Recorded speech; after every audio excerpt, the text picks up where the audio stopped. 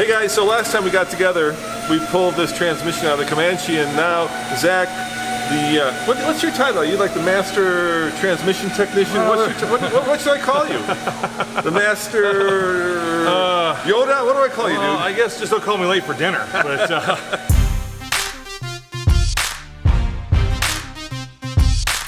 we're taking it back old school, back to 1989 with a Jeep Comanche. What about third? Oh, little crunch into third. See if I can replicate that. Oh, yep, third is a little bit crunchy. after this stage, yeah, we'll rip this thing all the way down into square one, where we'll see all the internals come apart, see what's worn, what's damaged, what's broke, see how good of a life, how bad of a life this unit or this Jeep's had now.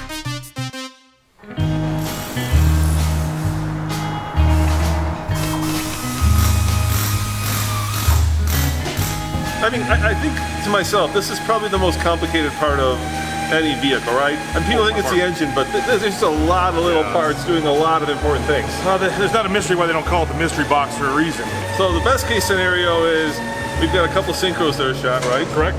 And the worst case scenario is this transmission shot. Correct. And I'm not leaning the last bit of that. It drove really nice. It was quiet. Yeah. We had our typical synchro scratches. Makes these units a little bit unique is they use a tapered cone type of synchro to them rather than a replaceable brass synchro that you'd normally see. So, and for God's sakes, why Jeep used a Peugeot transmission back in the day? I don't know. Probably had to do with Jeep, right? It was probably. I think it's the size. Yeah. These are really tiny. Back in those days, we had a lot of small vehicles. The T5 was a big popular one. These Peugeots were popular and these kind of things because of the tiny nature of these things to fit into these little bitty Jeeps. I won't lie, most times I'd get people in here with this type of unit with problems. Yeah. We would really push them to do the X50 swap, but this is a challenge on everybody's side, so I'm looking forward to see what we got going on here. All right, well, I'll let you get at it, man. Awesome, guys. All right, thanks. When we set things back up, I'm not here to try to label and bag everything, all right? The do-yourselfers would go out there and label and bag these things because they're afraid of where this bolt and this bolt and this bolt go. It doesn't matter. Once we get everything cleaned, I'm back on the bench, then the assembly, it's everything set out in an organized fashion. So it's this is more of a shred and tear.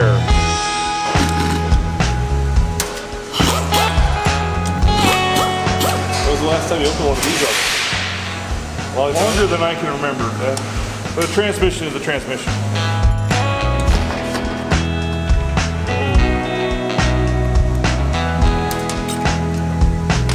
So Zach, here's the gear shift lever. It goes in there, right? Correct. So how do you select gears? I see you're kind of actuating and moving a lot of different little parts of the transmission.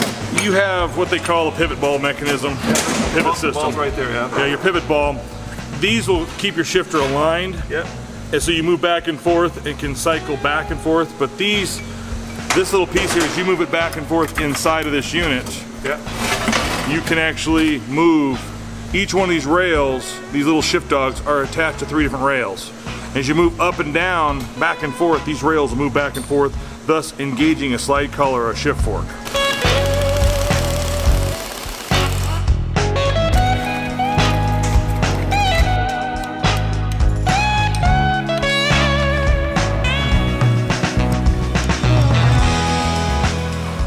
We have a shift fork and the slide collar, and the love of these are your synchros. This is the weak part of these units. These aluminum cones are where our problems are. They have to sit inside of this tapered seat here. Inside.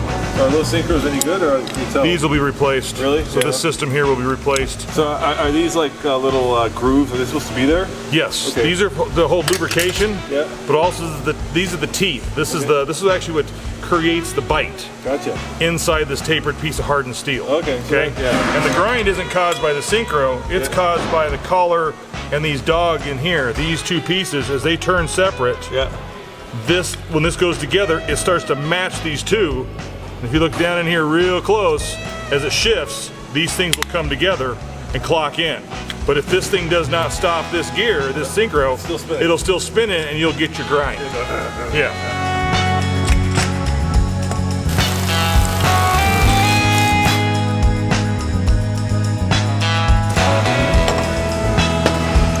So what's that?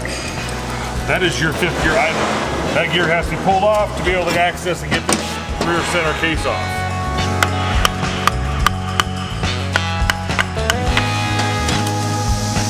All that to get access to that housing. Easy.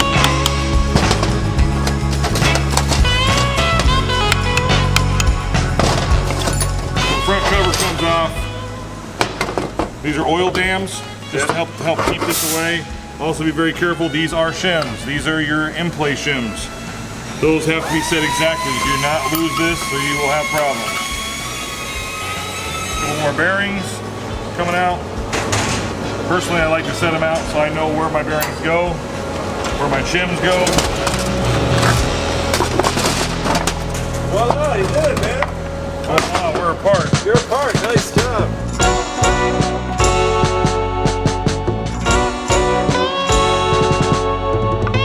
So when you're having these, inside you have a particular unit. On the front case half or the assist case half, you have your shift forks. This one will be for your third and fourth area, first and second area.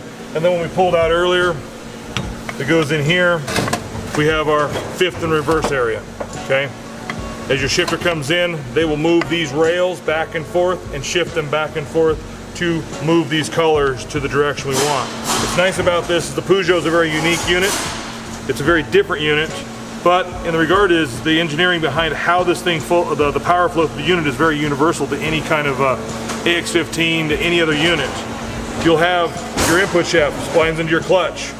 As it comes in, it splines into what we consider fourth gear. But in every other gear but fourth, they use the counter shaft as its power flow. So your power flow will come down your input shaft, down to your counter shaft, and say you want first gear. The power flow will come down this shaft, up into first gear, and then out the unit, and you drive your first gear, okay? Second gear, same thing. Third gear, same thing. Fourth gear makes it very unique, is now it eliminates the counter shaft from involvement and runs a direct drive straight out the back of the unit. Let's say this transmission were completely hosed up, right? Could you tell immediately if it was not salvageable? Most times, yes. What we start looking at here really closely is the gears themselves. Yeah. We're looking for a nice shiny gear pattern here. If this becomes a very galded, chewed area, it's blued out where it's taking a lot of heat, lack of lubrication. Once you start buying input gears and countershaft gears, the cost of replacement usually gets right out the door. Okay. These gears can outweigh the replacement costs. So by seeing these in nice clean shape, it reiterates our drive test that we had that was nice and clean. We didn't have any noises. We didn't have any other issues other than our synchros.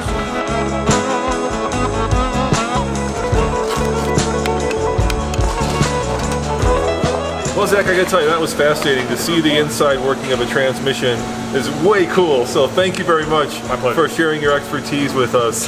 Let's hope we can find the parts. My world is the true work starts now. The assembly is where the true craft of my job comes into play, the details. Yeah, we'll do that next time.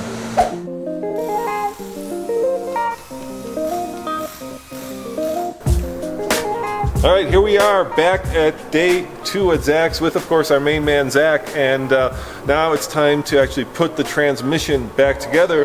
But Zach, we had a little fortuitous thing happen. Somebody brought in an AX15, right, for you to repair. So kind of walk me through the other option that some of the Comanches had.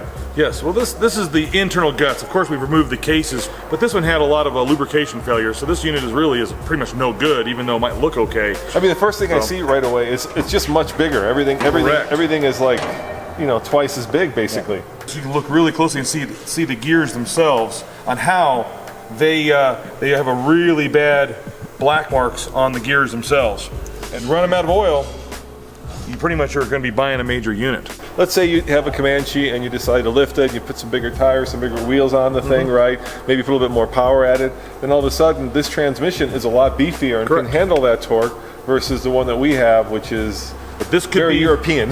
Yeah, this could definitely be your junkyard unit here. That they're in the junkyard for a reason. Yeah. And if this is one of the problems, and you buy this core unit, and you get this, you've just given somebody a lot of money for absolutely nothing. So be careful, buyer beware when you buy these things. This is the part that you won't see until you start slipping the cases open. So what we did, guys, was we didn't go the X15 route, but we wanted to show you what that would look like. What we did is we bought parts for the Peugeot unit, and how much did we spend? Like over $1,000, right? Yes, so let's parts show. are very expensive. Let's show what we got for $1,000. Let's go over there. All right. So Zach, we're here at your workbench, and show me what we got for $1,000. Well, it's everything between here and about here is just the bearings themselves, Yep. the synchro assemblies, Yep. and the seals. This is all the parts that came out of the vehicle that we've already cleaned up, pretty much organized, ready to go back in. This little part here is so very expensive. It's not because of the bearing costs, it's because of these guys right here. When they wear, this is a very unique piece to this car. Yep.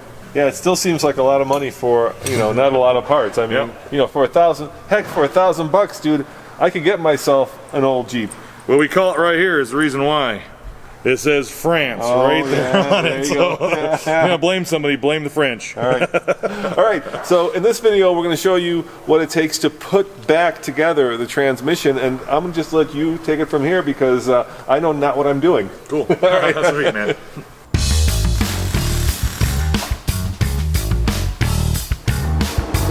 All this to pull one bearing. That fast. And we have our base main shaft out of the car. Dirty, yum. We're gonna get these things cleaned up, polished up, and then we'll start going back to the reassembly process. One thing I want to show you guys today on this unit is very unique stage stature of this is on our scratch and our grind, you can really look at the difference in our synchros and how one that is borderline to one that's destroyed. Well, this is the wear component inside the unit. What we have to watch out for is these two pieces will come together.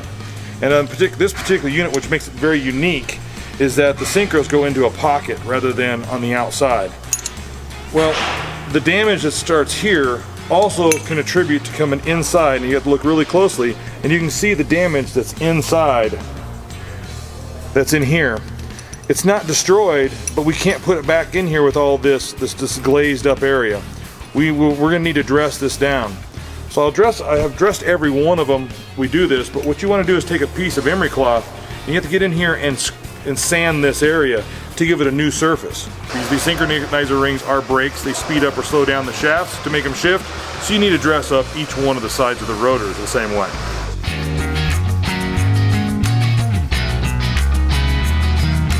Now we're ready to start putting this thing back together. I'm ready to start assembling my main shaft. Well, I have a sauce I call a secret sauce, mainly made for automatic transfer rebuilders, but it's basically half ATF and half STP oil treatment. We use the STP because it gives it legs and gives some slippery nature to it. But whenever I put these back together, I like to lube my bearings so we have a nice smooth fitment, so nothing's getting together dry.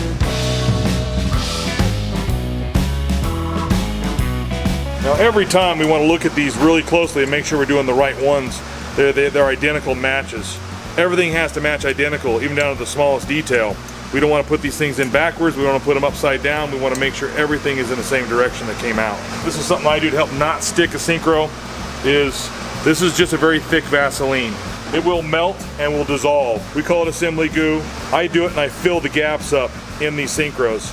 This gives it lubrication that's not going to go away. Again, dry is bad. Do not use wheel bearing grease. Wheel bearing grease is designed to melt at 2,000 degrees. Will it melt? Yes. But if your transmission hits 2,000 degrees, you got a bigger problem.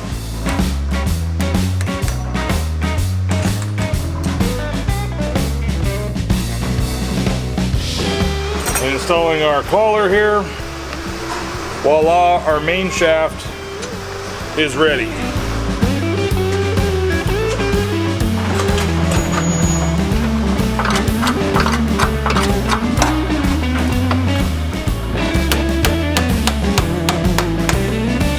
And there's our 5th gear assembly.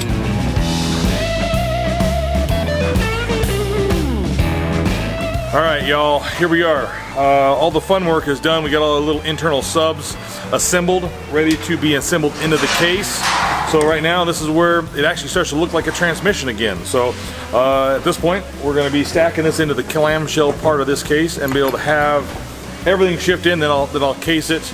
We'll silicone it, we'll clean this up. So we're gonna start actually making this thing look back like a transmission again.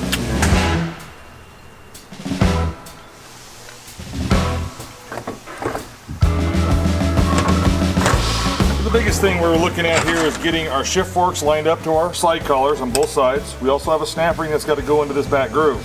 We do the same thing with our counter shaft. We have those two in. We have now pretty much made our transmission work back at least the first 4 gears. We have neutral. Very important to make sure we have neutral. So now we got detent ball spring goes into there, ball first, then the spring. Please note that this bearing will, as soon as you move this thing back and forth, these little notches in the shaft will, see it move, the spring move up and down. That ball is riding back and forth in here. This is what gives you the feel of it shifting.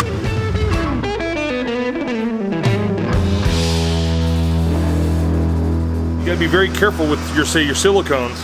Your silicones, no matter how good you are, they are going to make up 1,000, sometimes up to 2,000ths of an inch of clearance, just based upon the silicone itself being rubber in between.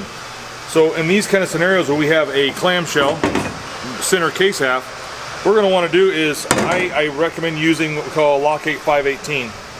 Loctite 518 is an anaerobic sealer, it's a flange sealant, but what this stuff does is, we call it case gaskets. It's a gasket maker. It's going to be super dry, super clean.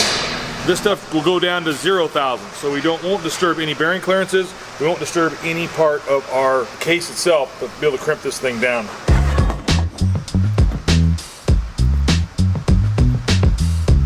Snap rings, go to these snap rings on your cases, and now we say goodbye to the gears once and for all. We then can go to our case bolts and case flanges at that point.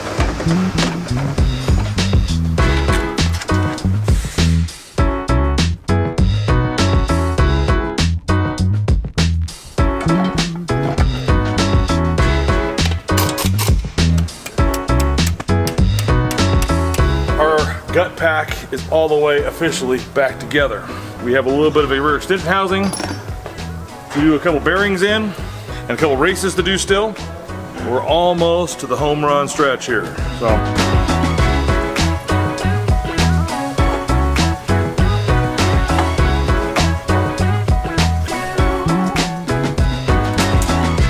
what's going on, guys? I'm here at Zach's for the first time, and this place is awesome. What a cool workshop. So what would the long-term effect be of just ignoring that grind and driving it, you know, for another 10,000 miles? You would destroy the internal gears that may or may not, especially on one of these. You destroy the gears inside, they're not available. So you guys out there, so you know, what's the #1 way to prolong the life of your suspension, or of your transmission? Maintenance. Maintenance? Yep. And then don't beat on it like it's a red-headed stepchild, okay? So what does maintenance mean? Like, you know, are we talking change fluids? Fluids, yeah. Fluids, mostly it is fluids. How often do you recommend? Because, you know, some of the new stuff, they say, you know, lifetime fluid. Correct. Right? We look at the lifetime of a vehicle as 10 years, 100,000 miles. No one throws them away at that point in time, but regardless, that's what they want you to do. Issues are about that is they want you to sell you a new transmission. They want to sell you a new car. Right. I recommend on automatics every 30,000 mile services, and standards every 50 to 60,000 mile services. Now, of course, we have the moment of truth. Together, third shifter, going through our whole back of the back. We got first gear, second gear, third gear, fourth gear, fifth gear. Wow. Reverse, put in reverse, back to neutral, we have neutral. Our unit works. That's awesome. All right, so next time you see us, we'll be driving over to Devon's to have it lifted and put some cool tires, put the pizza cutters on, man. Yeah, that'd be cool. Excited? Yeah. And we are working on deadline, so thank you for getting it done so early. Yeah, fast, man, fast. Because Easter Jeep is Friday, and we're driving this bad boy to Moab on Friday. Can you guys get this put in tomorrow? Is that doable? Yes, for sure. You're the best, dude. For sure, man. All right. For sure. All right.